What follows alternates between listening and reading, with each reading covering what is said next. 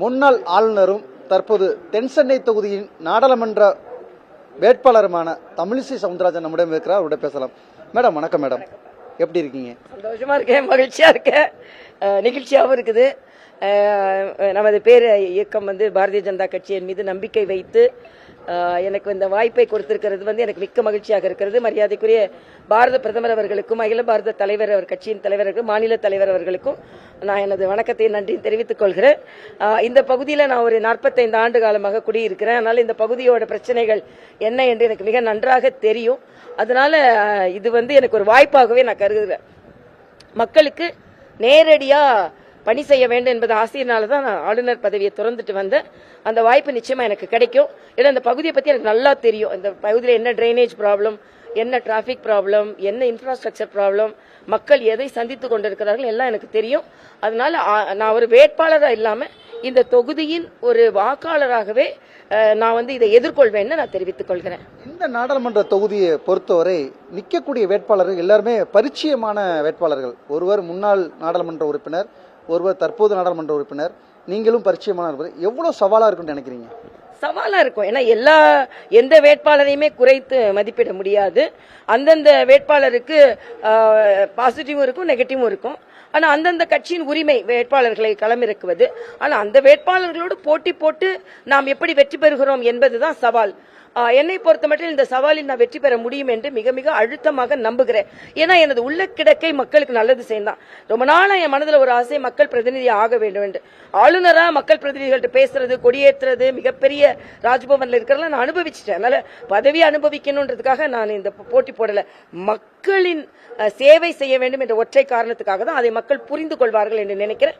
அதுவும் தென் சென்னை மக்கள் நான் ரொம்ப நாளா குடியிருக்கிறதுனால இந்த பகுதியோட பிரச்சனைகள் எல்லாமே எனக்கு தெரியும். இந்த அதிகமா சுற்றுப்பயணம் அந்த பகுதியில் செஞ்சிருக்கிறேன். அதனால எனக்கு இது மிகப்பெரிய வாய்ப்பா நினைக்கிறேன். அனைத்து இந்திய அண்ணா திராவிட முன்னேற்றத்தில் ஒரு கட்டமைப்பு இருக்கிறது. திராவிட முன்னேற்ற கழகத்தின் ஒரு கட்டமைப்பு இருக்கு, பூத் அளவில் கட்டமைப்பு இருக்கு. பாரதிய ஜனதாவுக்கும் அந்த கூட்டணிக்கும் அந்த அளவுக்கு ஒரு கட்டமைப்பு இருக்கும் நீங்க நினைக்கிறீங்களா? கட்டமைப்பு இருக்கிறது, கூட்டணியும் இருக்கிறது.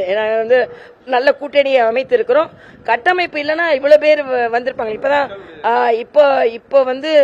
இப்பதான் அறிவிப்பு வந்தது, அதுக்குள்ள இவ்வளவு பேர் சேர்ந்திருக்காங்கன்னா நிச்சயமா அந்த கட்டமைப்பு இருக்கிறது. இப்ப கூட நான் ஒரு 4 மண்டலோட மீட்டிங் இப்ப நடத்தி முடிச்சேன். அதனால பாரதிய ஜனதா கட்சிக்கு கட்டமைப்பு இல்லை என்பது அவர்கள் இணைத்துக் கொண்டிருக்கிறார்கள். ஆனால் அடிப்படை கட்டமைப்பு இருக்கிறது என்பதை இந்த தேர்தல் உணர்த்தும் என்பது எனது கருத்து.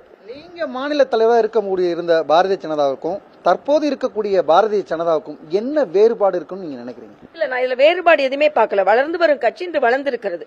மரியாதைக்குரிய பாரத பிரதமரின் கட்சி இது. மக்கள் இன்று வளர்ச்சி திட்டங்களை பார்த்துக் கொண்டிருக்கிறார்கள்.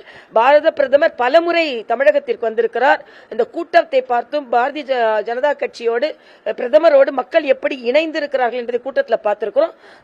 சகோதரர் மாநில தலைவர் தம்பி அண்ணாமலை அவர்கள் பாத யாத்திரை செய்திருக்கிறார். ஏறக்குறைய எல்லா சட்டமன்றத்துக்கும் சென்றிருக்கிறார். அதுவும் ஒரு பெரிய முயற்சி தான். ஆக அப்படிப்பட்ட முயற்சிகள்லாம் இருக்கும்போது இவ்வளவு காரியகர்த்தாக்கள் வந்திருக்கிறார்கள். அவர்கள் பூத் லெவல்ல வேலை செஞ்சிட்டு இருக்காங்க. பிஜேபிக்கு பூத்ல ஆள் இல்லை என்பது பொய்யான செய்தி. பூத் அளவில் பலம் பொருந்திய பாஜக மாறி இருக்கிறது என்பது உண்மையான செய்தி. ஆக நிச்சயமாக நாங்கள் வெற்றி பெறுவோம். இதுல எங்களுக்கு பலம் என்பது மிகப்பெரிய பலம் என்பது எங்களது பாரத பிரதமர் அவர்கள். அவர் வளர்ச்சி பாதைக்கு இந்த நாட்டை எடுத்து சென்று கொண்டிருக்கிறார். நீங்க எவ்வளவுதான் இங்க விமர்சனம் வச்சா கூட ஒவ்வொரு குடும்பமும் பலனடைந்திருக்கிறது அவரது வளர்ச்சி திட்டங்களால். அதனால் நிச்சயமாக வெற்றியை தரும். தென் சென்னை வாக்காளரிடம் என்ன விஷயங்களை முன்வைத்து நீங்க வாக்குகள் சேகரிக்க இருக்கிறீங்க? ஏற்கனவே நான் சொன்னேன், நான் தென் சென்னையின் வேட்பாளரா மக்களை சந்திப்பதை விட வாக்காளர்களில் ஒருவராக தான் நான் சந்திக்கிறேன். ஆக வாக்காளர்களாக என்னென்ன பிரச்சனைகள், இப்போ வெள்ளம் வந்தபோது இங்க இன்ஃப்ராஸ்ட்ரக்சர் இல்ல என்ன சொல்லலாம். அதிகப்படியான வெள்ளம் வந்தாலும் அதை வடிகால் கொண்ட அளவிற்கு வடிகால் கட்டி இருக்க வேண்டும். எங்க வீடு தத்தளிச்சிட்டு இருந்தது, இவ்வளவு உயரத்துக்கு தண்ணி. ஆக நான் ஒரு வாக்காளரா இப்படிப்பட்ட ஒரு சூழ்நிலை இருக்கிறேன்னு தான் வாக்காளர்களில் ஒருவராக நின்று உங்களோட வேட்பாளராக நின்று நான் அந்த பிரச்சனைகளை எதிர்கொள்வேன். நிறைய பிரச்சனைகள் இருக்கிறது, சொல்லிட முடியாது. அதனால ஒவ்வொரு தொகுதிக்கும், இப்ப விருகம்பாக்கத்துக்கு ஒரு பிரச்சனை, சைதாப்பேட்டைக்கு ஒரு பிரச்சனை, வேளச்சேரிக்கு ஒரு பிரச்சனை, இது எல்லாமே எனக்கு நன்றா தெரியும். அதனால மக்களிடம் வாக்காளர்களில் ஒருவராக நின்று அவர்களோடு இணைந்து நான் போராடுவேன். தமிழக முதல்வர் என்ன சொல்றாங்கன்னா, பிரதமர் மோடி இப்பொழுது பிரச்சாரத்துக்காக வாக்குகள் சேகரிக்கிறதுக்காக நிறைய பொதுக்கூட்டங்கள் பேசுறார் தமிழகத்துல. ஆனா மக்கள் இங்க சிரமப்படும் போது தூத்துக்குடியில தண்ணி தங்கியும் சரி, சென்னையில தங்கும் போது பார்க்கல அப்படின்னு பிரதானமா ஒரு குற்றச்சாட்டுகள் வைக்கிறாங்க. இது எப்படி? அதாவது மரியாதைக்குரிய பாரத பிரதமர் அவர்கள் ராணுவ அமைச்சரை அனுப்பினார்கள், மரியாதைக்குரிய நிதி அமைச்சரை அனுப்பினார்கள். நான் கேட்கிறேன், அண்ணன் ஸ்டாலின் அவர்கள் எவ்வளவு நாள் தூத்துக்குடிக்கு போனாங்க? தூத்துக்குடி மக்களும் தத்தளிச்சுட்டு தானே இருந்தாங்க. சில மணி நேரங்கள் தான் போனாரு.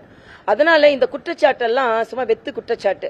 இன்னும் சொல்ல போனா மத்திய அரசு மக்களை காப்பாற்றுவதற்கும் சரி, மக்களுக்கான உதவி புரிவதற்கும் சரி, இதுல டிசாஸ்டர் மேனேஜ்மெண்ட் ஃபண்டுன்னு இருக்கு. சென்ட்ரல் டிசாஸ்டர் மேனேஜ்மெண்ட் ஃபண்ட் இருக்கு, ஸ்டேட் டிசாஸ்டர் மேனேஜ்மெண்ட் ஃபண்ட் இருக்கு. ஏற்கனவே ஒரு ஒரு ஒரு மிகப்பெரிய ப்ராப்ளம் வந்ததுன்னா, அதுவும் இயற்கை சீற்றம் வந்ததுன்னா அதை எதிர்கொள்வதற்காக மரியாதைக்குரிய பாரத பிரதமராக வந்த பின்பு அதற்கான நிதி அதிகரித்து கொடுக்கப்பட்டிருக்கிறது. ஆக ஒரு அரசாங்கம் அதையெல்லாம் பயன்படுத்தி மக்களை காப்பாற்ற வேண்டும். சும்மா இதுதான் சொல்ல முடியும். அதனால இன்னொன்னு அண்ணன் ஸ்டாலின் சொல்றாரு, சுற்றுப்பயணம் மட்டுமே செய்யறாரு. நான் சொல்றேன், ஒரு மாநிலத்துக்கு நீங்க எத்தனை வாட்டி சுற்றுப்பயணம் செஞ்சீங்க? அப்ப இத்தனை மாநிலத்திற்கு வழிமுறைகளை கொண்டு வர வேண்டும் என்று பிரதமர் எத்தனை முறை செல்வார்? ஆனா அவர் சென்றதுனாலதான் இன்னைக்கு கொரோனாவை நம்ம தடுக்க முடிஞ்சது, மக்கள் பாதுகாப்பாக இருக்கிறார்கள்.